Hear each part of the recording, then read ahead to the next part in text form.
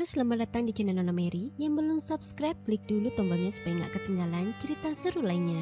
Oke, sekarang Nona Mary akan membahas tentang film yang hits dari tahun ke tahun, yaitu film Fury yang rilis pada tahun 2014.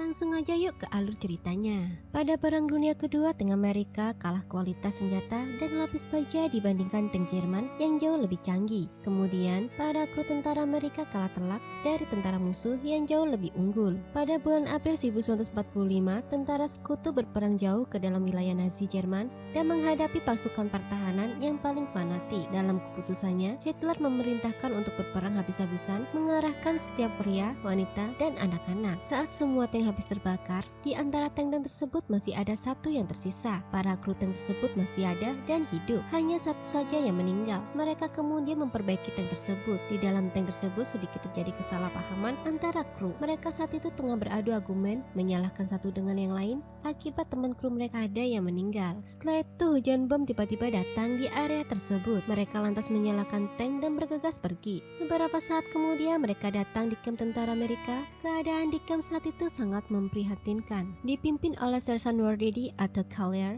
ia memimpin tank Sherman yang disebut Fury. Sersan Wardedi saat itu menyuruh mereka untuk menyiapkan amunisi dan ransum. Kemudian mengecek masalah mekanik dan menyuruh mereka makan terlebih dahulu sebelum akhirnya mereka ditugaskan kembali. Sersan Wardedi sebenarnya tidak kuasa menahan ketakutan yang luar biasa. Namun di depan para anggotanya ia harus tetap menjaga supaya mereka tidak perlu khawatir dan jauh dari kepanikan. Kemudian seorang prajurit datang menghampiri Sersan Wardedi. Ia bernama prajurit Norman. Norman mengatakan kepada Wardedi jika ia adalah asisten pengemudi yang baru. Wardedi saat itu tidak percaya. Ia mengatakan, "Siapa yang menyuruhmu?" Norman pun berkata jika ia diperintahkan oleh Sersan Mayor yang memegang clipboard itu. Kemudian Wardedi mengatakannya lagi. Sudah berapa lama ia menjadi tentara? Norman lantas menjawab 8 minggu. Kemudian Sersan Wardedi pergi meninggalkan Norman. Berikutnya, tiba-tiba Norman datang menghampiri tank Fury yang anggota krunya saat itu sedang mengecek mekanik mereka dan mengisi amunisi. Para kru tersebut kaget dan tertegun melihat Norman yang sedang memperkenalkan diri. Mereka menanyai apakah Norman dulu pernah bersekolah kemudi tank. Kemudian Norman menjawab tidak, dan ia dulunya adalah seorang juru ketik. Lalu Norman menjelaskan jika sebenarnya ia dikirim dari markas, namun mereka menurunkannya dari truk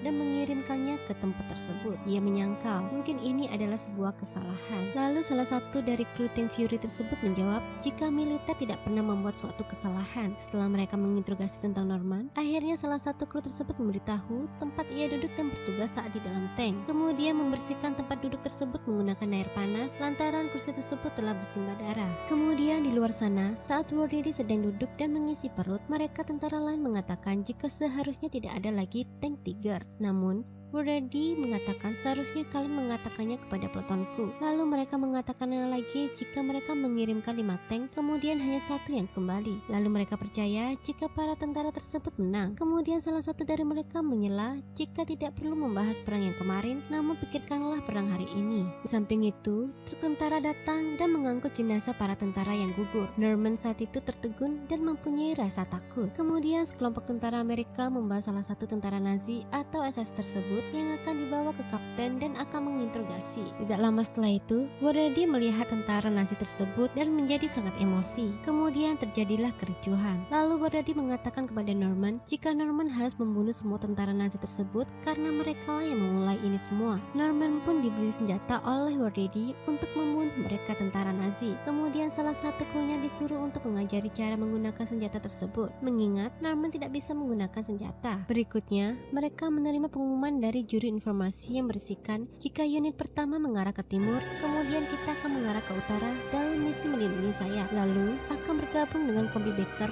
di Batalion 41. Sersan Collier bersama kita sekarang. Ia akan menjabat sebagai Sersan Pelton. Selanjutnya mereka bersiap-siap untuk berangkat ke tempat tujuan. Saat itu terdapat 5 tank yang berangkat ke area berbahaya tersebut. Di dalam perjalanan mereka melihat sekumpulan orang Yahudi yang sedang transmigrasi ke kota lain. Wardedi saat itu memberikan aba-aba kepada krunya jika harus waspada karena tentara Nazi bisa saja menyelinap di kru kerumunan orang Yahudi tersebut. Kemudian Wardady menyuruh Norman untuk menembak jika ada yang mencurigakan. Kemudian Wardady menyuruh Garde untuk mengajari senjata lagi. Beberapa saat kemudian di perjalanan, saat melewati pepohonan yang rindang di sebelah kanan, mereka diserang dengan menggunakan senjata anti peluru yang mengakibatkan salah satu tank terbakar beserta isinya. Kemudian Wardady marah kepada Norman karena tidak menembak mereka. Norman saat itu memberi alasan jika mereka hanyalah anak-anak. Mendengar alasan Norman, Wardady saat itu semakin kesal dan marah. Kemudian Wardady terpaksa memimpin rombongan ke tempat tujuan. Sesampainya di kota, ia menemui Kapten Baker.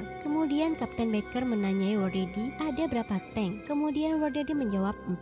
Kapten Baker saat itu sangat shock. Lalu ia memberikan perintah jika ada peloton yang terjebak di lapangan yang dipenuhi oleh senapan mesin anti peluru. Lalu tim pencariannya sudah masuk ke dalam area tersebut, namun tentara Jerman telah menghabisinya. Lalu Kapten Baker memerintahkan untuk menyelamatkan pasukan Kapten Baker dan menghancurkan semua senjata mesinnya. Setelah mendapatkan perintah dari Kapten Baker, Wardady menginformasikan misi dan informasi kepada rombongannya. Kemudian mereka bersiap-siap untuk pergi ke lokasi. Saat di perjalanan, Wardady memerintahkan untuk berhenti. Ia melihat situasi. Kemudian para rombongan tersebut diminta untuk menurunkan pasukan dan berjalan sambil menundukkan kepala tepat di belakang tank. Saat di pertengahan lapangan tersebut, tiba-tiba mereka diserang oleh tentara Nazi dengan senjata anti pelurunya. Mereka ketakutan dan panik saat itu. Wardady saat itu memerintahkan Bibel untuk menghancurkan mesin tersebut. Satu target sudah hancur. Berikutnya mereka diserang lagi oleh banyak anti tank. Salah satu dari mereka terkena namun meleset. Wardady saat itu tahu tembakan tersebut tidak biasa. Di samping itu, Norman saat itu belum terbiasa untuk menembak, yang pada akhirnya ia menjadi depresi. Lalu tentara lain menemukan tentara Nazi memakai baju tentara Amerika. Kemudian Wardady memanggil Norman yang ada di tank tersebut untuk keluar. Wardady saat itu menyuruh Norman untuk membunuhnya, namun Norman tidak mau membunuhnya dan mengatakan jika hal ini salah. Wardady saat itu sangat kesal dan marah kepada Norman lantaran ia di sana untuk berperang dan harus bisa menembak. Saat itu Wardady memaksa Norman untuk menembak, walaupun saat itu Norman sangatlah ketakutan. Beberapa saat kemudian rombongan tersebut kembali berjalan. Kemudian mereka melihat beberapa orang digantung oleh tentara Nazi lantaran mereka tidak ikut memperjuangkan rakyat Jerman. Kemudian Wardady dan rombongannya bersiap untuk menyerang dan berpencar. Kemudian saat Wardady menanyai orang tua di sana di mana letak tentara Jerman, seseorang sniper menembak orang tua tersebut dan membuat mereka panik. Kemudian mereka berlindung.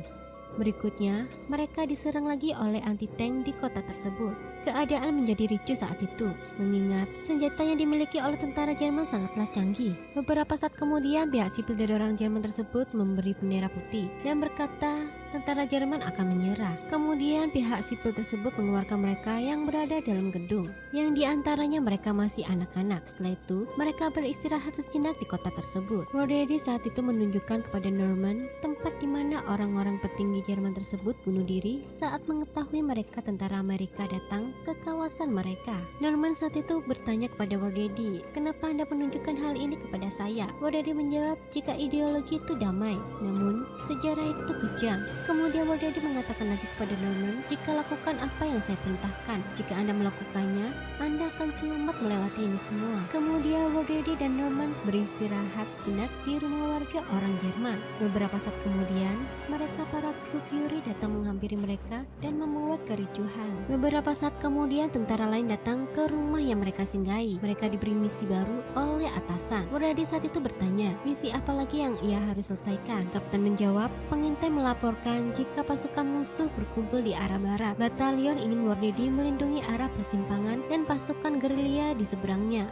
Kemudian Kapten Baker mengatakan jika semua tank Amerika berangkat ke Berlin, lalu akan ada ribuan dokter dan mekanik yang akan menuju ke sini. Kemudian jika tentara Jerman melihat, mereka akan dibantai. Kapten Baker mengatakan jika Wardady lah yang ia punya sekarang. Saat mereka sedang menyiapkan amunisi, tiba-tiba tembakan pun datang secara tiba-tiba yang mengakibatkan gedung-gedung tersebut hancur berantakan. Kemudian mereka akhirnya berangkat untuk misi selanjutnya. Di perjalanan, Wardady menunjukkan kota yang habis terbakar untuk Norman. Saat itu, perasaan Norman masih tidak menentu. Di perjalanan, Wardady mengatakan jika ia mulai mengikuti perang ini dengan membunuh Jerman di Afrika, kemudian di Prancis, lalu ke Belgia, kemudian sekarang membunuh Jerman di Jerman. Perang ini akan berakhir segera. Namun sebelum itu, akan banyak orang yang mati. Saat dalam perjalanan, tiba-tiba tank keempat ditembak oleh anti-tank tentara Nazi Worlady yang mengakibatkan tank terbakar. Saat itu Worlady kaget dan panik. Mereka semua mengatur strategi lagi dan mundur karena terdapat anti-tank. Saat itu hanya ada 3 tank. Mereka kemudian maju lagi untuk menyerang dan mengisi peluru. Tank tentara Jerman pun terus maju. Mereka sudah menembaki tank tentara Jerman tersebut namun tidak mempan, yang pada akhirnya terpental dan mengenai teman mereka yang bernama Peterson hingga habis terbakar. Kemudian tank Roy pun menyusul hingga pada akhirnya hanya tank dari kru Worlady yang tersisa. Kemudian mereka mengatur strategi lagi untuk dapat menghabisi tank tentara Jerman tersebut. Beberapa saat kemudian akhirnya mereka bisa mengatasi hal tersebut dan membuat tank tentara Jerman terbakar walaupun sangat sulit. Berikutnya, saat Worlady akan meminta bantuan, radio penghubung mereka tidak berfungsi dan mereka sendirian. Lalu mereka berjalan lagi ke persimpangan untuk misi yang mereka terima. Saat di tengah-tengah jalan, tank yang mereka tumpangi terkena ranjau yang mengakibatkan roda hancur dan rantai putus. Kemudian mereka memperbaikinya. Di samping itu, Worlady menyuruh Norman untuk berjaga di bukit dekat pepohonan. Beberapa saat kemudian, Norman melihat para tentara Jerman berbaris melintasi bukit tersebut. Mengetahui hal tersebut, Norman berlari menemui Worlady dan tentara lainnya. Norman saat itu mengatakan jika terdapat tentara Jerman dan itu sangat banyak, para kru tersebut akan bersiap untuk meninggalkan tank tersebut. Namun, Worlady ingin tinggal dan menghabisi mereka. Worlady juga mengatakan jika ia masih mempunyai amunisi, walaupun tank yang mereka tumpangi rusak. Mereka akhirnya ricuh dan saling berdebat akan hal tersebut. Melihat kegigihan Worlady saat itu dan tidak mau meninggalkan tank Fury-nya yang baginya adalah rumah, para kru tersebut merasa iba yang pada akhirnya mereka semua ikut bertempur. Saat itu, Worlady merencanakan strateginya. Ia membakar mayat tentara Jerman di depan tanknya untuk mengelabui musuh. Sembari mereka mempersiapkan persenjataan di dalam sana. Tentara Jerman akhirnya datang. Mereka mulai menyerangnya. Keadaan saat itu menjadi memanas. Grady saat itu terkena tembakan anti peluru yang menembus dadanya. Beberapa saat kemudian, amunisi mereka habis. Yang tersisa hanyalah meriam 50 dan senjata tangan saja. Akhirnya, mereka keluar dari tank tersebut dan menyerang lagi dengan senjata tangan. Di samping itu, mereka tidak tahu jika mereka dikepung oleh tentara Jerman yang lumayan cukup banyak. Kru dari tank Fury tersebut berguguran hingga pada akhirnya Worlady tertembak 3 kali tepat di dada. Kemudian Worlady saat itu masuk lagi di dalam tank tersebut. Ia meminta maaf kepada Norman jika tidak bisa melindunginya. Saat itu, Norman ingin menyerah kepada musuh, namun Worlady tidak mengizinkannya. Pasalnya mereka akan menyiksa dan membunuh dengan kejam. Norman saat itu ketakutan dan tidak tahu harus bagaimana. Lalu Worlady mengatakan jika ada lubang palka. Keadaan Worlady saat itu sudah pasrah. Kemudian tentara Jerman melempar beberapa bom ke dalam tank tersebut.